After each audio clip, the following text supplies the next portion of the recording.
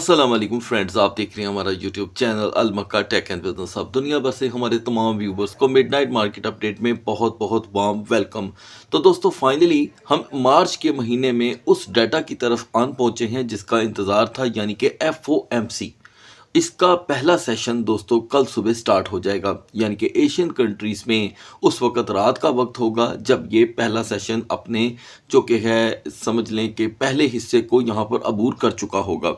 ये दो हिस्सों पे दोस्तों मुश्तमिल है, यानी कि 17 मार्च और 18 मार्च, और इन दोनों में ये फैसला होगा कि क्या इंटरेस्ट रेट यहाँ पर बढ़ने हैं या नहीं। पहले सेशन के अंदर ही हमें यह क्लियर हो जाएगा कि जो रिपोर्टें पेश होंगी जेरोम पॉल के सामने वो हमारे लिए क्या यहाँ पर नया रंग लेकर के आती हैं, और 18 को ये डिसीजन भी आ जाएगा कि रेट कट होना है कि नहीं।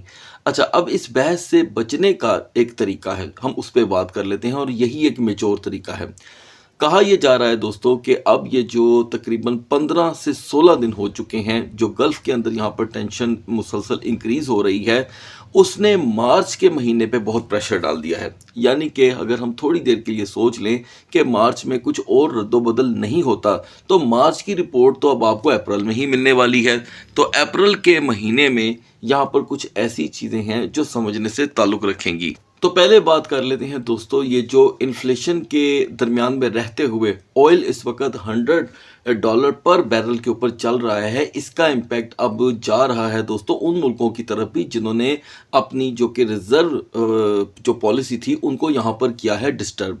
जब आप रिज़र्व पॉलिसीज़ को किसी हालात के तहत और ना चाहते या ना सोचते हुए भी आपने यहाँ पर उसको ठेस पहुँचाई हो तो उसका इम्पैक्ट आता है।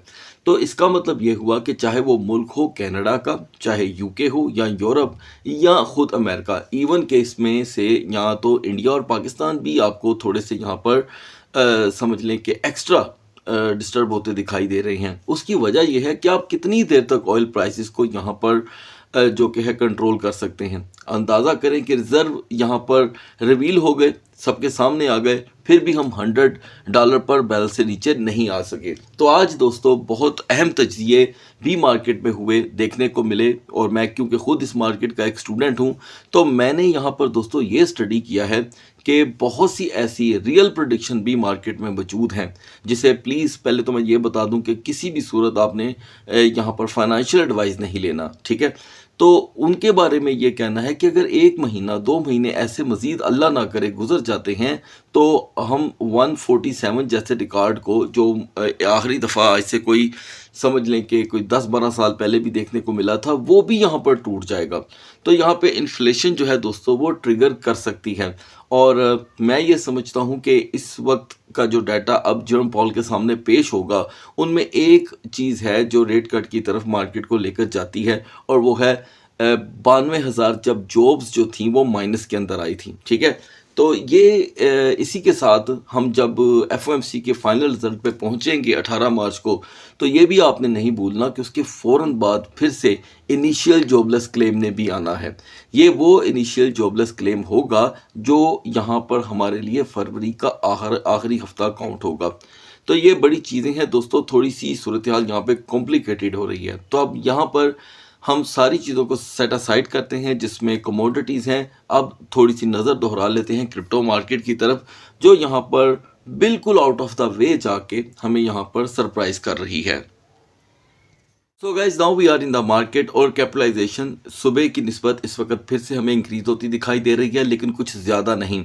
और अगर हम डोमिनेंस की बात करें तो इसमें 0.20% की कमी हुई है, और टाओ ही यहाँ पर टॉप ट्रेंडिंग के अंदर आपको देखने को मिल रहा है। आज के दिन इसने अपनी रेजिस्टेंस को थोड़ा और इम्प्रूव किया था, लेकिन 4% डाउनफॉल के साथ इस वक्त ये यहाँ पर मूव कर रहा है।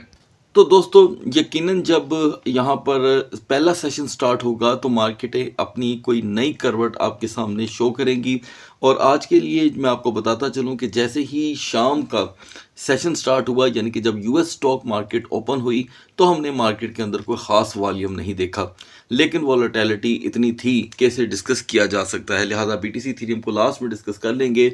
आगाज़ कर लेते हैं दोस्तों XRP से, जिसे हमने काफ़ी दिनों से यहाँ पर कर रखा है इग्नोर।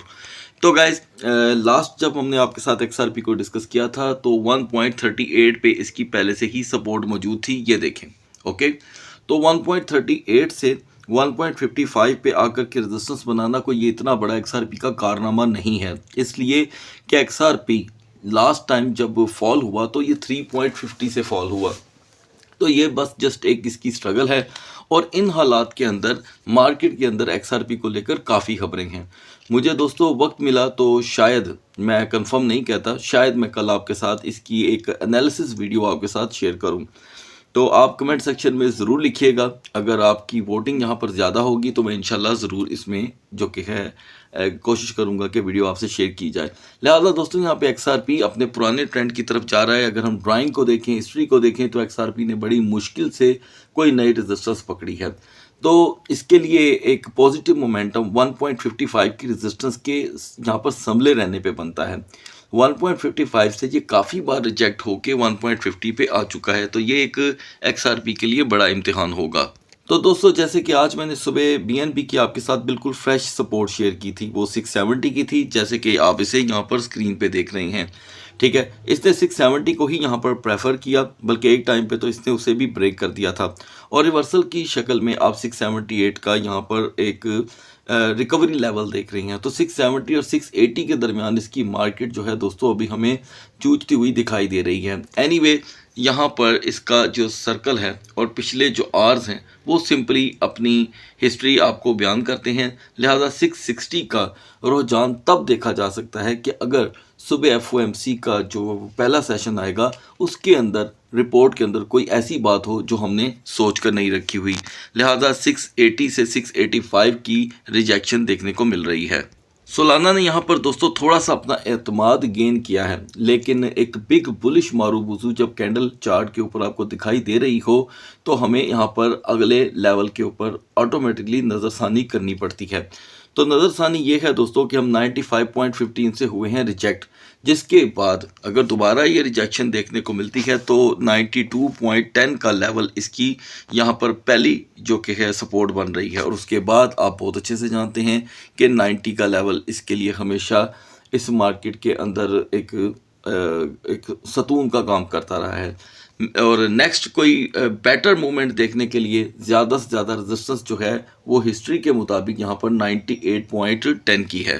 ADA ने दोस्तों यहाँ पर 0.2850 की सपोर्ट को ब्रेक किया, और एज रूटीन ये इसकी रूटीन चल रही है कि इसने 0.2828 का यहाँ पर लो देकर फिर से एक रेजिस्टेंस बनाने की कोशिश की है। लेकिन मुझे ऐसे लगता है, मैं गलत भी हो सकता हूँ दोस्तों, कि 0.2850 का हमें दोबारा सामना करना पड़ सकता है, और ये सपोर्ट जो है वो ADA के लिए बड़ी अहम है, क्योंकि ये देखें हम इस पैटर्न को फॉलो करेंगे हिस्ट्री के मुताबिक, ये जिग जैग के ऊपर वर्क कर रही है। तो ये आखिरी जो कैंडल बनी है इसका अगर जिग तो बन गया है, अगर जैग बन गया तो हम 0.28 को नॉर्मली यहाँ पर फेस करेंगे। दूसरी तरफ दोस्तों जिक ने यहाँ पर पूरी तरह अपना ट्रेंड चेंज किया है, एक गॉड कैंडल बनती हुई आपको दिखाई दे रही है, ये देखें। लेकिन ये इसके लिए अभी भी नाकाफ़ी है, क्योंकि इसका जो फेलियर था वो काफ़ी अपर लेवल पे था। तो लिहाजा मैं इतने डेप्थ में नहीं जाना चाहता, मैं नहीं चाहता कि अभी हम इसकी कोई 1 मंथ की कैंडल ओपन करें, लिहाजा 1 वीक की काफ़ी है। तो 1 वीक के मुताबिक इसने अपने 260 के रूटीन रेजिस्टेंस को यहाँ पर किया है क्रॉस। तो अब यहाँ पर क्योंकि आज की जो सपोर्ट थी वो 230 की थी, तो लिहाजा जी कैश ने 230 को यहाँ पर ट्रिगर किया बाकायदा तौर पे, ये देखें। ठीक है, ये तकरीबन 9 घंटे पहले का एक ऐसा लेवल और ऐसा इसका समझ लें स्केच है जो जी कैश ने एक अजीब तरीके से यहाँ पर इसे ओपन किया है। लेकिन 230 से 269 तक का हाई अगर हम यहाँ पर रिजेक्ट होते हैं 270 से, तो एक नॉर्मल बिहेवियर यहाँ पर 265 से 260 का है, और सपोर्ट अभी अगर कोई वैल्यूएबल होगी तो बड़ी मुश्किल से 250 की। और टाओ दोस्तों यहाँ पर बहुत ही इंटरेस्टिंगली बिहेव दे रहा है, यानी कि 270 का जो टाओ का यहाँ पर लेवल था वो यहाँ पर सेवरल टाइम जो कि है ट्रिगर हुआ है, और हाई जो है हमें 300 का देखने को मिला, और अब हम एक मरतबा फिर से 300 से रिजेक्ट हुए हैं। So we need a support here. 275 पे सपोज अगर आपको यहाँ पर सपोर्ट नहीं मिलती तो 270 तक का भी यहाँ पर एक रिवर्सल, और फिर बाद में 282 तक की रेजिस्टेंस देखने को मिल सकती है। बढ़ते हैं BTC और इथेरियम के कैंडल चार्ट की तरफ। So guys right now we are on the chart of BTC, और BTC ने सुबह से लेके अब तक जो अपनी सपोर्ट बनाई है वो बिल्कुल नई है, यानी कि संडे तक की जो सपोर्ट थी वो डिफरेंट थी और अभी कुछ डिफरेंट है। तो 72,876 तक ये यहाँ पर डिप ले चुका है, या यूं कह लेते हैं कि 73,000 को यहाँ पर मिल रही है रिस्पेक्ट। तो गाइज उसके मुताबिक ये जो स्क्रीन पे लेवल है ये पॉजिटिव जोन कहलाती है, यानी कि हमें हिस्ट्री बता रही है, ये बिल्कुल आपके सामने है हिस्ट्री, ठीक है, कि अगर यहाँ पर आपको अर्ली मॉर्निंग में सपोर्टिंग कैंडल मज़ीद अपना सर उठाते हुए देखने को मिल गई तो ऐन मुमकिन है कि हम 75,000 तक की एक नई शेप आउट यहाँ पर होते हुए देखें। और बैक स्टेप पे व्यूवर्स का पूछना था कि सपोर्ट क्या रहेगी, क्योंकि दोस्तों लेवल्स नए हैं तो अब 70,000 को यहाँ पर मिलना शुरू हो गई है रिस्पेक्ट। 70,000 के ब्रेक होने पे डाउन ट्रेंड स्टार्ट हो सकता है, तो ये चीज़ आपने भूलनी नहीं है। बढ़ते हैं इथेरियम के कैंडल चार्ट की तरफ। इथेरियम के कैंडल चार्ट पे आपको सिर्फ अप ट्रेंड देखने को मिल रहा है। यूं कह सकते हैं कि पिछले 2 दिन से इथेरियम सिर्फ अपर लेवल पे ही जा रहा है, लेकिन हम कैसे भूल सकते हैं कि किसी टाइम पे 2100 इसके लिए एक बहुत बड़ी रेजिस्टेंस थी, लिहाजा वो अब बन गई है सपोर्ट। तो इसकी सपोर्ट तो दोस्तों 2100 की बनी है यहाँ पर, और हम सेवरल टाइम इथेरियम को आज 2340 से रिजेक्ट होता देख चुके हैं। तो ये इसकी जो पॉजिटिव जोन है दोस्तों वो 2340 की ही है, ये शेडो बता रहा है, लेकिन शेडो का दोबारा रिवर्सल हो जाना 2300 को ब्रेक करके 2250 2270 का यहाँ पर सपोर्ट लेवल देता है, जो इसके बिल्कुल आप यहाँ से अगर एक लाइन खींचें, ये ग्रीन कलर की जो मैंने यहाँ खींच रखी है, इसे मैं थोड़ा नीचे लेके आऊँ तो यहाँ पर आपके सामने एक ट्रेंड ओपन हो जाएगा, इसलिए मैं टाइम बचाने की कोशिश कर रहा हूँ। तो ये दोस्तों इसका सपोर्ट लेवल है, और अपर लेवल पे जो इसे मज़ीद मजबूती मिल सकती है वो 2355 के बाद पॉसिबल है, क्योंकि अगर इसी तरह के शेडो मिलते रहे तो फिर इसके लिए दुश्वारियां बढ़ सकती हैं। सो गाइस, सुबह तक अल्लाह हाफिज़।